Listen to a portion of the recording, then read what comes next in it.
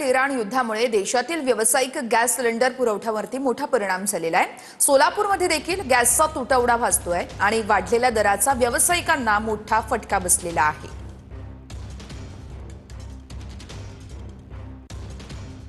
सरकारने गॅस पुरवठ्यामध्ये तुटवडा जो आहे तो निर्माण केलेला आहे।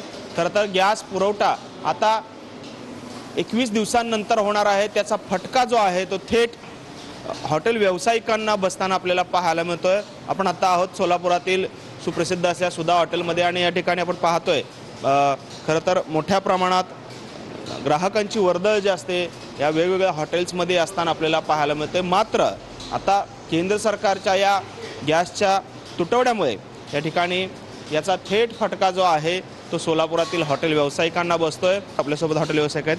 काय नक्की याचा परिणाम झालेला आहे? कारण केंद्र सरकारने गॅसवरती निर्बंध आणलेले आहेत, अनेक गॅसचा तुटवडा झाल्याचं देखील बोललं जाते। काय परिस्थिती आहे आता सध्या? गॅसचा दर इतक्या मोठ्या प्रमाणात वाढलेले आहेत।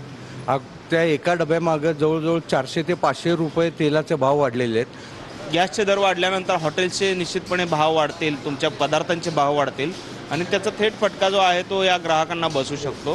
काय परिस्थिती राहू शकते? तेलाचं भाव वाढलं आणि गॅसचं भाव वाढलं, ह्याला आम्हाला आता पर्यायच राहिलं नाही की सर्व पदार्थांचा भाव वाढवल्याशिवाय आम्हाला पर्यायच राहिलं नाही आहे। याचा दुष्परिणाम हे ग्राहकांना सोसावं लागणार आहे।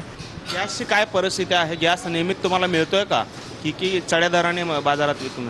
नाही, आता सध्या गॅसचं फार प्रमाणात तोटा उद्भवतोय आणि आम्हाला गॅससुद्धा उपलब्ध होत नाही आहे सर।